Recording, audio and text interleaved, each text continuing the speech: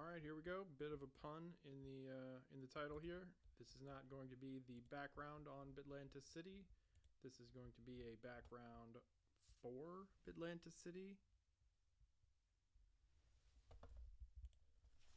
meaning the background for a laptop, like this doohickey here. In fact, let's start there.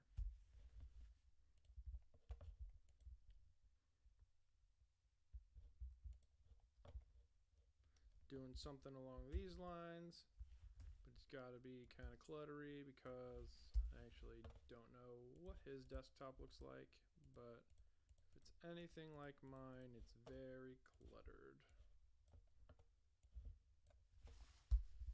So we need something that looks cool even though it's cluttered like that.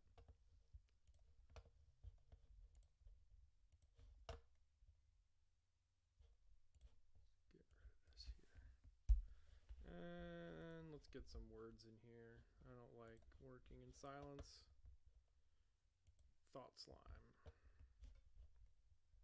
Superman's son, who is incidentally bisexual, is now Superman. People pretended briefly that this was a controversy a couple of months ago because everything has to be all of the time forever.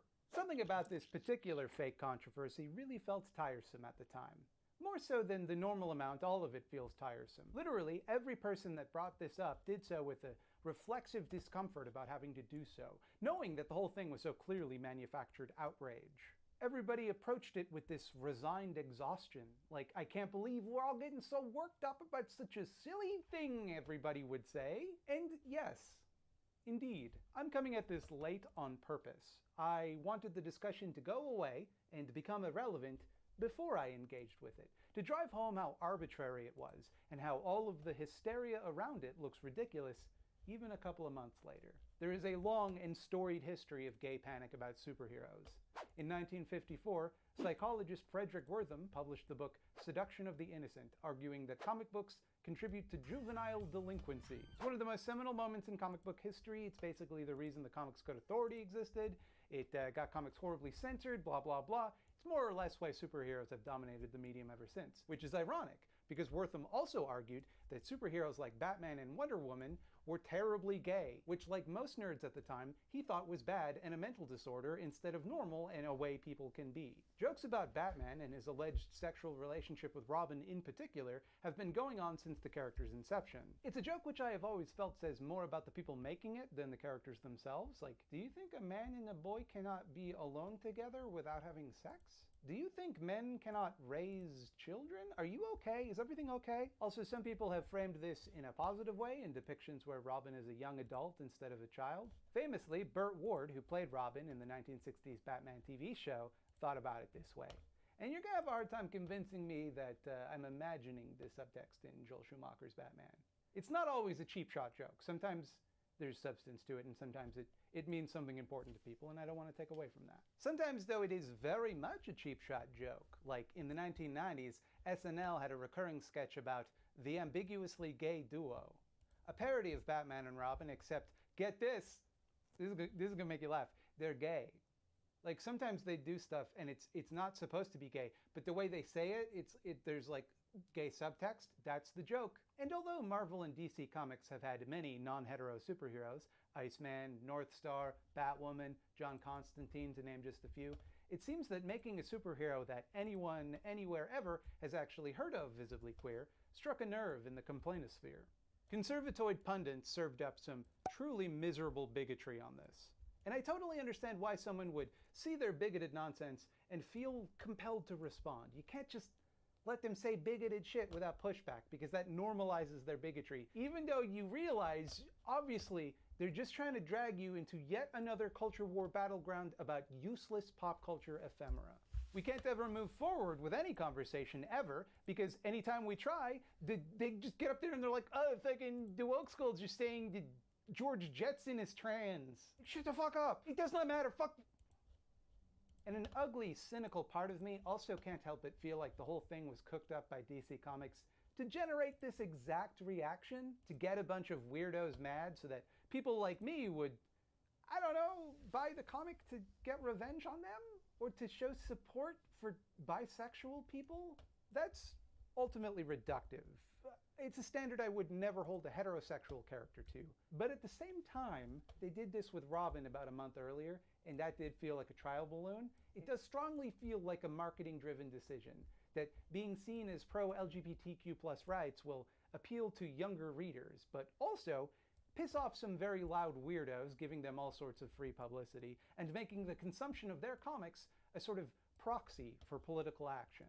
And don't get me wrong here, I think it's a good thing, I think it's both sick and tight, that queer young readers can see themselves represented in mainstream comics, especially with aspirational characters like Superman. When I imagine some kid struggling with their sexuality out there, feeling all alone, and then they crack open a comic book, and there's the best guy, the strongest, best guy, and he's just like them, ooh, that tugs at the old heartstrings. That warms the cockles of my cold, dead heart. Absolutely. But also, I'm hesitant to give a lot of props to DC Comics, a subsidiary of Warner Media, a subsidiary of AT&T for it. I certainly don't think that buying their comics contributes to any sort of meaningful political change. And it's a little silly to pretend like this is some grand gesture. Like to just do this in the least visible version of the character. We tend to think of the comic book Superman as the real one, the main one. But is that really true at this point? Superhero comics are a niche hobby for weirdo adult children. Yeah, I deserve that. They happen to also inspire multi-billion-dollar feature film franchises, TV shows, and cartoons, all of which star conspicuously heterosexual Superman. This isn't even the main Superman we all know. It's his son. He's not even the most visible version of Jonathan Kent. There's one on TV who at the moment seems pretty straight. At every step, it feels like it's designed to be cautious around the character's brand rather than some bold statement of support. And yeah, of course it is. DC Comics is a profit-seeking company. Their intent is to sell more comic books. We can't expect them to do cool, progressive stuff all on their own. DC Comics is not a person with a conscience. They're a company owned by the largest media conglomerate on Earth. The people who work for them are artists. Those artists might feel compelled to do cool, meaningful art, but the company itself will always follow its bottom line. We can't really expect better than that from them.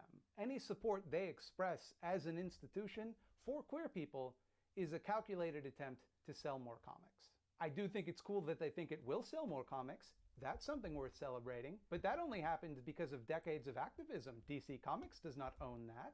Shut up for a second and introspect, Thought Slime, if indeed that is your real name, because that isn't far from public intellectual Dean Cain's statements about Superman's sexuality. And his arguments are fucking terrible. Fucking dog shit. Well, I don't think it's bold or brave or some crazy new direction. If they had done this 20 years ago, perhaps that would have been bold and brave. But brave would be having him, fighting for the rights of gay people in Iran, where they'll throw you off a building for the offense of being gay. Now, I agree with Professor Cain that this is not a brave choice. But that, in and of itself, is a really weird criticism. Because he's not saying that DC Comics should have done something even gayer to be brave. A sentiment I would happen to agree with. Adult Superman and Batman should kiss. They should kiss one another. They should get married. They should adopt me. They could teach me stuff. Just kind of be emotional pillars of support in my life. And I could introduce them to my wife and, maybe someday some grandkids.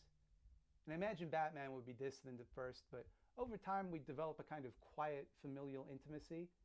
They'd be proud of me. I'd make them proud. What was Dean Cain's Dean complaint isn't even that he's not impressed, that this is overdue or no longer a big landmark thing. His complaint is specifically that it isn't brave, that it didn't take courage to make Superman bisexual, and therefore it was not worth doing. To which one should ask, why does it need to be brave, Dean? It would also not be a brave choice for Jonathan Kent to be straight, or for his sexuality to be left ambiguous. It's not a brave choice for him to wear a cape and a big S on his chest. Superman always does that. Brainiac Caniac seems to be suggesting that the only reason to involve a queer character in a story is to deliberately agitate for queer rights. Once those rights have been secured, or just agitated for sufficiently, it is no longer necessary to have queer characters in media. In other words, the inclusion of queer people in fiction can't happen merely to reflect reality, where indeed many people are not heterosexual. It has to be justified by some greater political need. Queer people can fight for their right to peacefully coexist with straightos, a right they are fundamentally entitled to. But once they secure it, they should quietly stop existing. It's no longer brave. And hey Dean, that's a pretty fucked up double standard. Dean, I know you're watching, Dean. Obviously, hetero people have hetero rights. Would Dean Cain or anyone else have felt the need to speak up if Jonathan Kent had a girlfriend? I don't see what's so brave about Jonathan Kent having a girlfriend. Why, Superman's been kissing girls for a frog's age. And it also kind of assumes that the fight for LGBTQ plus equality is over, while also ironically kind of demonstrating it is very much not. Now, the Cainster is a pretty outspoken conservative. He loves Trump, wants to kiss Trump directly on the butt. He's the board of directors for the NRA. He's a reserve police officer. I don't want to imply, therefore, that he is a homophobe. I do not think all conservatives are homophobes. But they're more comfortable with homophobia than normal people. Like, they're more likely to be homophobes, obviously. And if you're a conservative and you disagree with that, no, you don't. Come on. Really? You're just doing that to be difficult. Cut it out. Now, probably what is happening here is he needed to find a way to criticize this to maintain his conservative bona fides. Pureflix, the Christian Netflix, which is exactly as fun as that sounds, probably isn't gonna hire him if he's seen to be too pro-gay. But on the other hand, if he goes full homophobe, he'll lose his thriving Hollywood career. You're not gonna be a guest star on Supergirl, a show whose creator is openly gay, if you're an overt bigot, except Kevin Sorbo got to be for some reason, so who knows, maybe you could? The important part is he had to be seen condemning this, without condemning anything about it, because that might get him in trouble. So he just said some shit out of his mouth, like he just said words, that when arranged into a sentence gave the impression that they were negative, but didn't make any logical sense in context. That let him dodge having to express a genuine thought. Read his statement one way, it seems to express a support for queer activism. Read it another way, it seems to suggest that the existence of queer people is itself a form of activism, and that therefore, queer people are all serving an agenda. This is one of your classic choose your own Deans. What do you want Dean to be saying? It can be anything you like, because he's a coward and too scared to tell you. When it comes down to it, that's all this controversy is. A chance for everyone to affirm their commitment to the side of this argument that was assigned to them by the gatekeepers of political culture. If you're a conservative, you should be mad. It should be important to you that 1 out of 1,000 versions of this fictional character you probably don't even give a slight shit about kisses boys and girls. And if you're a liberal, you should stand by DC Comics, a subsidiary of Warner Media, a subsidiary of AT&T, for the bold, progressive action of temporarily making one of their more prolific characters queer in a way that they can easily change later if it makes people too upset. That's called allyship. Allyship is when you support other people for profit. And I guess what I find so tiresome about the whole goddamn thing is it shouldn't be a big deal. It's nothing. This is nothing. It became a big deal because weird old homophobes forced it to be. But nobody involved in the discussion cares about the thing being discussed. It's a conversation designed to obscure a more meaningful conversation. We're all pretending that this is a conversation about Superman, the fictional superhero who wears underwears, when in fact it is a discussion about whether or not queer people get to exist. And yet that's kind of important, actually. My whole face hurts because I have a sinus infection. But I'm making a video because I'm so dedicated to content. And also I didn't make one last week and I need the money. Patreon.com/thoughtslime, by the way. Go there, see what that's about. It might surprise you. Even the desperate old homophobes can't pretend like this is some shocking thing anymore. Like it's so out of place for a character to be bisexual. That's why they don't even try to frame their argument around whether or not it's okay to be queer. They know they've lost that battle. They have to pretend like they're mad about something else. Take, for example, this clip from Fox and Friends, and boy howdy, they say some stuff. That comes after a gay Aquaman, a bisexual boy wonder, Robin, and a gender-fluid Loki. Call me when they have a gender-stable aisle with superheroes whose sexualities we know nothing about. Why are they sexualizing superheroes? You know, I was a Batman and a Superman, Spider-Man kid. I loved those heroes. We just wanted them to get the bad guys, not a venereal disease. Indeed, yes. The issue here, you see, is not that he's bisexual. That's not it. They're not homophobes. They don't have a problem with bisexual people. The problem here, and it's pretty obvious if you think about it, the problem here, what they're doing, the problem, obviously, what they actually don't like, and what we all see the problem as, you see, is that what they're doing right now, folks, they're sexualizing superheroes. Folks, when I was a kid, I didn't know what a genital was. I didn't know nothing about the Hulk's dick. I cared not what Blue Beetle did in the Blue Bedroom. How come they're making all of the superheroes have sex with each other in every comic book, you know? You know, like when you read a comic book, like a comic book for children, rated T for teen, you know? You crack open any comic book you read nowadays, and all you see is hardcore penetrative sex. That's all they make anymore. I just want to see a comic book about Spider-Man fighting the big wheel. But whenever I open a comic book these days, Spider-Man merely guzzles cum. Every comic book I pick up today, it's just Spider-Man drinking gallons and gallons of cum. It's unbearable. I can't escape my urges anymore. I can't escape my filthy, sinful desires with innocent, wholesome fantasy violence. Is that what you want, everybody? For the youth of today to think that sexuality is a normal and healthy part of being an adult? No, I say! We must teach children important values, like beating up people that ask too many riddles. And another thing, you sickos, why are you sexualizing these rock-hard bodies in skin-tight spandex and leather, grappling one another and spreading their limbs in all sorts of dynamic poses? It's not about sexuality. It's not supposed to be about sexuality. It's about punishing evildoers. I want the She-Hulk to punish evildoers with strong arms. They've been naughty and she should punish them. Nothing sexual about it. Maybe she could sit on their birthday cakes. That'd teach them a lesson. Where was I going with this? I saw a lot of criticism of this clip which correctly pointed out that superhero stories have always involved the characters' romantic lives. Superman has always dated Lois Lane. Batman has always had a thing with Catwoman. Spider-Man has always dated every woman in Manhattan. Obviously, right? I mean, it's part of the fun. Romance is important in these stories. You gotta show that they have a personal life which conflicts with the fun, high fantasy adventure. I can't relate to the way that Spider-Man fights goblins, but I can relate to the way that sometimes he gets rejected by girls. And that's true. I agree.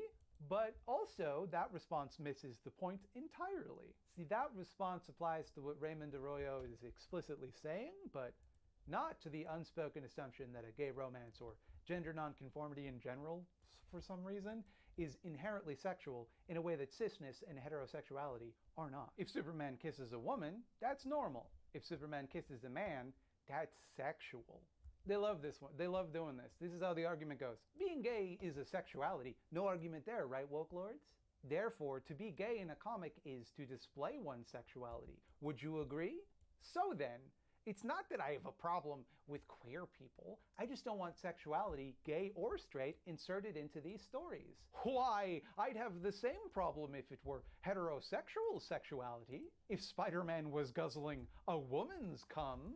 Homophobic culture warriors fucking love this. You can see Jermbis the quarterback do it all the goddamn time. Keenly aware of problematic indoctrination of children in the same way that you have over-sexualized TV characters and cartoons leading to rise in teenage pregnancy, you can also have the over-representation of certain ideologies and sexualities that lead to a rise in other things.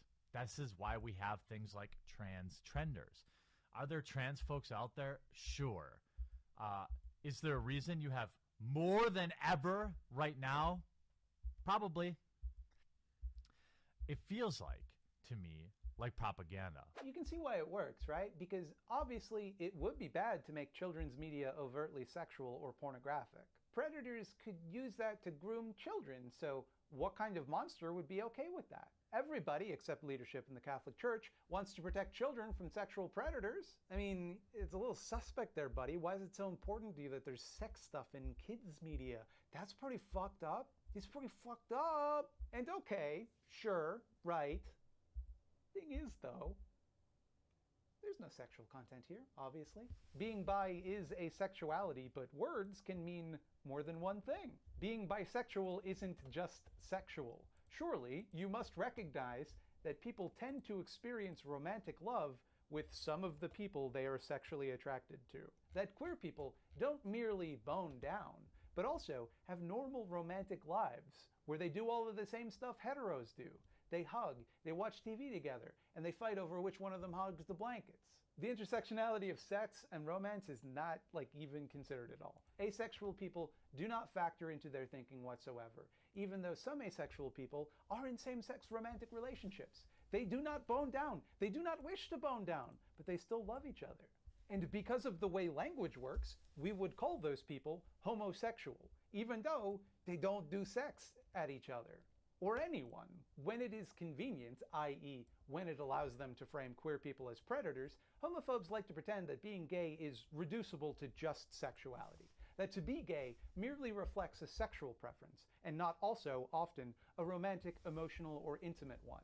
That it's like a sex fetish, as though gay people don't or can't fall in love with their partners, they don't marry them, they don't hold their hands. And that the only reason they might kiss, because we can't deny that they kiss, we've seen them do it, right? Is for immediate sexual gratification. And the looky look, here is Superman in this children's comic book kissing a boy. Sexuality out in the open. Why are we forcing this filth on the nation's youth? As I suspect the people pretending to be outraged by this realize, kissing can be sexual, but it isn't always.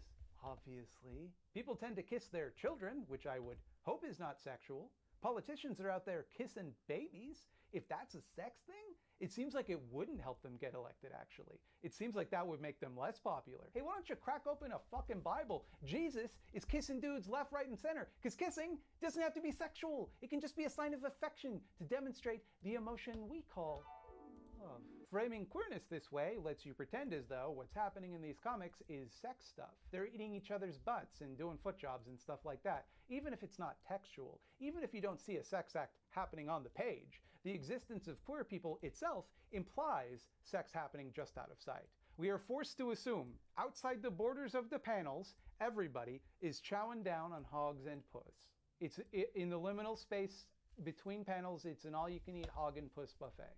To sum up, acknowledging gay people means acknowledging sexuality and therefore sex and therefore gay sex and therefore the wildest and most salacious stuff you can imagine. It's all implied. Therefore, if Superman kisses a boy, why, that forces the nation's children to picture them having the weirdest sex they possibly can, which is the moral equivalent of forcing children to watch pornography. Children, typically, do not know what sex is or why adults might like to do it. I don't think they would make that leap, actually. Assuming they did is a weird doublethink, right? Because at once children are these innocent beings who, without this corruptive influence, would never have to consider the possibility of sex. But then immediately, if they see two men kissing, they just spontaneously realize sex exists and that these two guys must be doing that sex and fisting. How did they get that? How did they figure that out? How do they do that? No such forbidden knowledge is unlocked by witnessing a man and woman kiss or letting them have even a little bit of saucy dialogue. That's just a little harmless fun. That's convenient, isn't it? In the movie Iron Man, the character Iron Man has a one-night stand in the movie Iron Man. It's sex to kiss, but it's not sex to have sex. Chumley over here stretches this already tenuous logic to well past its breaking point by implying that the existence of a gender-fluid Loki, his words, is likewise sexual and therefore damaging to children. Couple of points of disagreement here. One, the show Loki is not aimed at young children. It's rated TV-14. And two, the mythological Loki, on whom the character is based, did far more explicit gender bending. And here's a big one. There's nothing sexual about being to have an effect on your relationship to sex, as will everything on Earth. But it's no more sexual than being a dude or a lady, which presumably we have to allow people to be on television because otherwise, if people can't be dudes, people can't be ladies, and they can't be anything in between, it's going to be hard to find actors, my guy. And this is a minor quibble, but also Loki's not gender fluid on the TV show at all. He meets an alternate reality version of himself who is a woman. That's not gender fluidity. That's science fiction. Are you worried that this will inspire children to travel to alternate dimensions? Is that your fear? Loki also meets a version of himself that is an alligator. I don't think the show was trying to say that Loki is therefore part alligator, you incredible dipshit. Loki is portrayed as bisexual though, you could have complained about that. That would have been relevant to what you were discussing, but instead you crammed in this thing about gender fluidity that is not relevant whatsoever. And I think I know what's going on here. Obviously he thinks gender fluidity is sexual because of how badly he wants to have sex with me. And I get it. I understand his uncontrollable lust for my supple, delicious body. And you're just gonna have to take my word on this. I don't have any proof for this, but I do not base my sense of self on whatever is sexually appealing to Raymond Arroyo or men like him. There are plenty of ways to have unfulfilling sex without struggling to learn how to apply a cat eye. If we accept the logic that merely by being visibly queer, these fictional characters are, by virtue of their existence, overtly displaying sexual behavior in a way that a heterosexual person or couple behaving the exact same way would not be, does not that kind of imply that queer people should not be visible in any way? That their open existence is a threat to children? And we could escalate in real time. About a week ago, this absolute brain dick, James Lindsay, called it grooming for Fruit Loops to include a thing on the box of Fruit Loops where kids could choose their pronouns, because now the bar is so low that it's sexual merely to refer to a person. Merely that language exists to acknowledge people different than himself. That is a sex thing. The toucan is hurting your kids. The toucan is practically molesting your kids, because what he did was, what the toucan did was he asked them how they would like to be seen, which is bad. That kind of respect is damaging to children. Bullying, though, that's good. It's good. Children need to be bullied. Loving and supporting children no matter what? Evil. Encouraging cruelty towards children? A necessary act. That sounds like some morality you can take seriously. Hi there. It's future even sicker Mildred. This is as steady as I can make my voice sound. I forgot to mention that also Kellogg's workers are on strike right now, and so in solidarity with them, you shouldn't eat Fruit Loops, no matter how well the toucan respects your pronouns. Don't eat Scab cereals, please. You can see why this topic is so tiresome, because we're forced to pretend like it's a discussion about some nerd shit that only big nerds like me care about. We're backed into this discussion which they're treating like it's this insidious conspiracy by queer people to predate upon children, but they're cloaking it in like a discussion about comic book canon, a very frivolous thing, which works great for them because they can say whatever shit they want, and the minute you're like, hey, that sounds like dangerous shit you're saying, they have the immediate escape of saying, oh, why are you getting so upset there, bud? It's just a comic book. Relax, who cares? I don't care who Superman fucks. I never did. You're the one who cared, but... What I do care about, what I care very deeply about, is people attempting to stir up a moral panic which conflates being queer with child abuse. The ramifications of that extend far beyond what superheroes do in the world of imagination and harm real people who are already suffering and who really don't need this shit.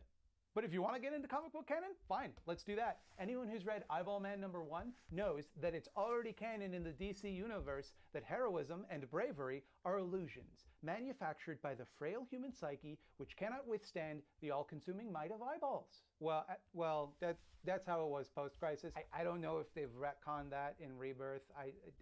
Are they still even on? Hello and welcome to the Eyeball Zone.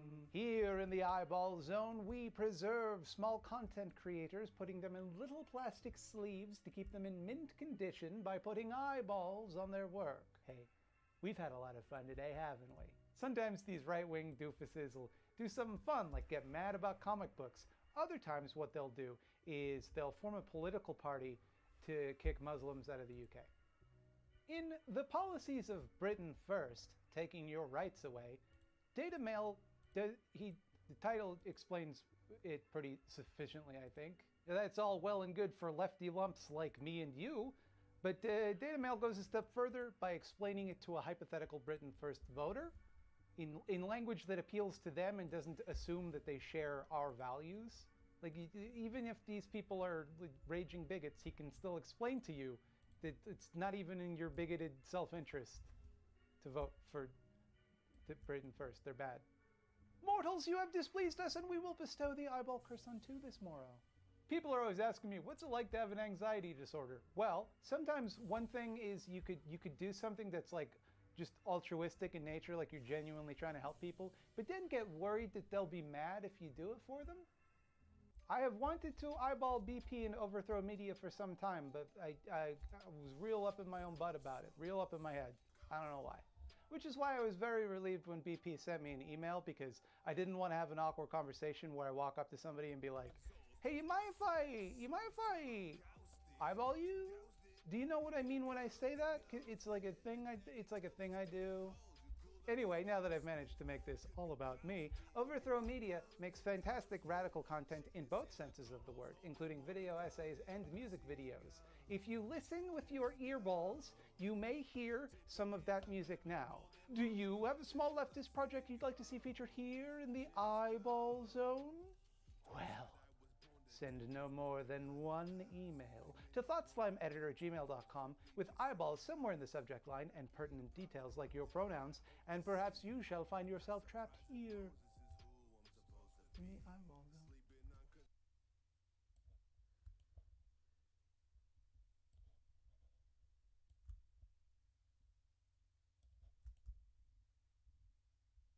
August 1st, 2015, he pled guilty to disorderly conduct and he paid a fine. Yeah, disorderly conduct.